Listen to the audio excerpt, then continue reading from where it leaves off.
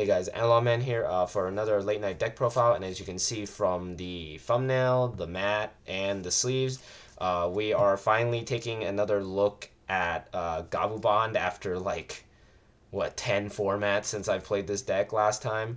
Um, this deck honestly it kind of fell off really hard after its initial run because it just it can keep up with the meta. It did top in BT15. I'm gonna say it's honestly due to the one card that we just recently got, the Ukomons, and this was before we even got the new one.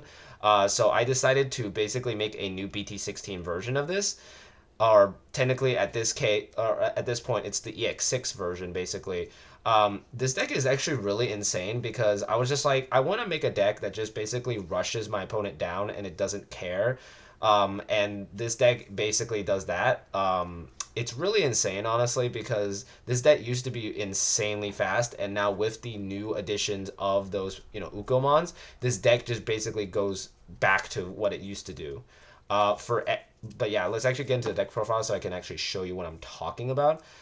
For the first egg, we are of course running. There's a Pokemon there. 4 Wenyamons, because Wenyamon is really solid in a blue deck. No matter what, it's still one of the best eggs. It's probably why it's getting a alternate art. And also its effect basically goes off no matter what, because we're running about 7 blue tamers out of the 10 that we have. So this is basically guaranteed to go off no matter what. And then we still run the Buka, of course, because, it's Bukamon and it gives you jamming. Your stacks aren't really super big, but you should be able to basically bounce their stuff and force them to either partition or play back out a guy with no sources. So that does help you. So pretty good. For rookies, we're running about 19 rookies in this build, because we're basically, as I mentioned, we are basically Uko rushing them for a game, and then we basically finish it off with the Gabu Bond of Friendship, and if we don't, we basically lose at that point. So yeah. We run, okay, so first off, the first Gabumon we run is 4 of the Gabumon from BT15, because A, it turns our guy into a blocker if we can't finish it off. It also gets us an extra draw if we have Matt, and the same thing with its inherit. We do, when attacking once per turn, draw 1, which is really strong. Then we run 4 of the Gabumon from BT6, because it lets us basically play our Matt out for 1 cheaper cost, and of course it helps us untap Bond of Friendship, which is really strong. Then this is one that I had a really hard time deciding on, because back in the day I used to whiff with this guy all the time. I used to miss every search with this guy, and I hated him because of that. Hence why I switched him out for Betamon back in the day. But now in this version, he's very crucial. 3 of the promo Gabumon that came out around the same time as BT6. This guy's really strong now because we're running 10 Tamers. So no matter what, he's going to hit something, and you're going to get something off of that. The only downside to him is that you might bottom deck a Bond or 2, which really sucks. But usually you only need maybe 1 Bond to basically finish the game. So pretty solid to just run 3 for now.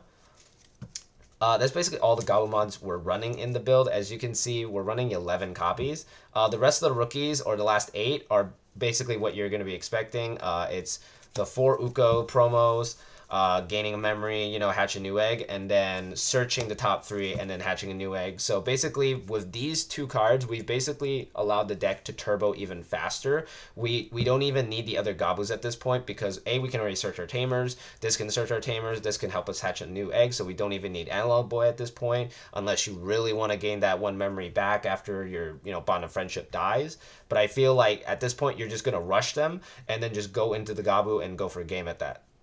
At that point, you really just want to go as fast as possible. We don't have any level 4s. We don't have any level 5s. We basically just skip directly into level 6, basically. For that, we're actually running just the 2 Metal Garurus from BT15. I know you might be saying, oh, why am I not running this at 3 or 4? The main issue is the fact that to warp into this, you need to have your opponent have a guy that has 10,000 DP or less, or 10,000 DP or higher. So you basically have to wait for them to set up a level 6, and you don't really want to wait on that specifically. This one is just there to, if they do end up setting it up faster than you, because it helps you stun it, and you can basically make it so it can't kill you next turn. It also has evade, so you can protect your stuff from deletion effects, which is really nice. And it does get an extra swing, so you get to do one check and then turn it into a blocker thanks to this Gabumon. So it's just there as a deterrent just in case. I have had moments where you can actually evolve Bond of Friendship on top of this if you have enough memory. So you can swing and do like 3 checks basically with him and Bond together. So it's pretty solid. Then of course we run the 4 copies of Gabumon because he's really strong. As you can see, I don't have as many copies of the AA as I used to, so I decided to go for a 2-2 split of him because that way I get both arts and they're both really nice. This guy's just really strong, but the best thing about him right now in this format is the fact that when he bottom decks a level 5, he trashes all their sources at the same time. So that means against like Pyodramon or like any Jogress deck, you basically make it so they can't partition. So you basically go, oh, I'm going to bottom deck in and make it so you basically can't do your main thing of your deck. So sucks for you, which is really crucial right now, especially against Imperial. So or also against Magna X if your locals has Magna X. And then the last Digimon in the deck, of course, is going to be a Def X because we do need a deterrent for Swarm decks because EX6 has Diaboro. We also have an issue now with Demon Lords, so this does help us slightly against them. Not against Demon Lords, but just Swarm decks in general, specifically Diaboro in this case because my locals has like 3 people playing it now. So, yeah. For the rest of the deck, we run a lot of options and tamers, so let's actually get into that. The first option we are obviously playing because this is a blue deck and we want to search. We run 4 of the blue memory boost because this one's really solid. Helps us gain extra memory. I was running Howling before this, but I like this one more because we basically get to search deeper into the deck, and Howling doesn't search, it just strips sources, and you want to search as fast as possible so that you can just keep rushing them with the Ukos. And then right now, these removals are kind of split, but once I get them in, I'm going to be running 4 copies of Foxfire. Right now I'm running Ice Statue and 1 Howling to substitute, but I feel it's better to just run 4 Foxfires. This card is really broken because for those that don't know what it did, or nobody who even looked at this card, it basically does return one of your opponent's level 4 or lower to their hand, but if you have a Digimon with Gabu or Garou in its name, you get to return one of your opponent's Digimon with the lowest level. So if your opponent has, like, say, 1 Dragon Mode on board, you hit this with Foxfire, and it forces it to partition at that point. And if you have enough memory, you basically just Gabumon them into the bottom of the deck. So really strong. I would honestly highly recommend just running the Foxfire. I'm just running the Ice Statues and Howling memory boost just as a replacement until I get those cards in. But it's pretty solid. Ice Statue strips 3 sources and then bounces something. Then we run 2 Hammer Sparks because Hammer Spark's still one of the best blue option cards. It's very hard to beat this card. I'm sorry, but like the fact that you get to gain a memory on your turn and 2 if they hand security is just way too good. Then this is where the deck kind of deviates. It is kind of an old tech to do, but I am running 2 delicate plans because a lot of decks are still relying on their security bombs, and this basically just stops their security bomb from activating, which is really strong. Then we run 2 Crimson Blazes because alongside with the Def X, we need this to basically take care of wide boards, especially like Numamon. This will just hard kill Numamon, so they basically can't do anything at that point.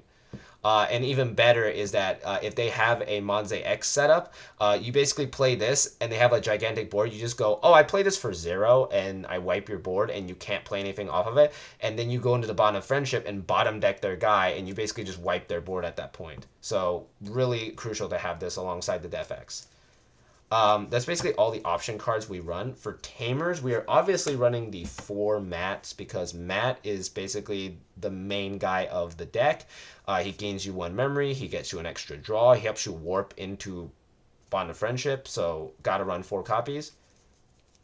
Then we run 2 of the Mat and Sora, mainly because this is a dual tamer and gets us 1 extra memory. It also helps us bottom deck basically level 3s and lowers when we're attacking. Also, the fact is that this is half red, so it lets us use our Crimson Blazes. So most of the time, I've been able to get this out pretty fast, and I've been able to basically take care of the Swarm decks really quickly so that I can just go for a game at that point. Then we run one Davis because, memory setter. Also, it helps us search our deck out as usual, but mainly it's just there to set our memory. Then the last tamer we run, of course, is 3 Louis because in conjunction with the mat, if you already have a Gabu set up from the Uko, you basically hard play this, and this is not once per turn, so you can just gain back the memory from this and make this like a 0 cost tamer, and then you just rush them with Bond for game.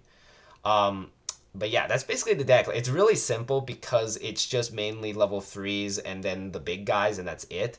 And as you can see, there's a lot of options in this and a lot of tamers because they basically just help you set up as fast as possible. I was running blue trainings originally in this build, but they didn't really feel right, especially because some of the cards in this deck are not blue, so especially with the reds and the whites. So it's like it's better to just run these and then just have the Uko search out your tamers sometimes, or have this Gabu search out your tamers, and then have these memories focus on grabbing everything else that's not the options. So mainly that's what you want to be focusing on. I've tested this build a little bit, but so far it's really fast. It just goes off, and they basically cannot stop you once you get set up. If you manage to set up like 2 mats and like the Davis, they're basically dead because you're going to be gaining at least four, up to 4 memory when you push out a guy, and all of these have especially this one has an effect. And if you push up an Uko and then set up a Gabu and then hard play a Louis while having 2 or 3 mats, you basically will win the game because at that point you should be like just swinging really fast and killing them. It does suck that Bond of Friendship's effect trashes your security, but at the same time, at that point when you do it, you should be already within range of winning, because with the Uko rushing, you should have already chipped maybe 3 of their security. That's like the main combo to do, is to just chip 3 security off them and then just start setting up Gabu, or a Bond of Friendship, and then just going in for 3 checks. Especially with this one, because then you get 1 check from him, 1 check from him, and then another one from him, basically, because he gets an unsuspend, he gets an unsuspend, and then he gets his base attack. So that's 3 swings. So if you can do that, you basically end up winning the game at that point, because that should be their 6th hit. But yeah, as you can see, the deck is very dirt simple. So far, I do need to do more testing. As of recording, I will be taking it to locals on the same day as of this recording. I will be posting it up afterwards, but I will be posting a photo of what happens with this deck. Hopefully, I'm mainly hoping for top 4. I'm not expecting this to get like first place. I really am not expecting that. I'm expecting at least maybe to get top 4, because no deck is faster than this at the moment, especially with 4 Ukos. The only thing that is faster is Numamon, but there's literally no Numamon players in my locals. I am the only one now at this point, so I basically have the advantage in this point, especially with the fact that last time when the Machine Dramon deck that I did use that used this kind of style, basically ended up getting top 4, so pretty solid. So I do believe in this deck, and I will let you guys know how it goes. And as usual, like, comment, subscribe, and let me know what you thought of the deck, and I'll see you guys next time.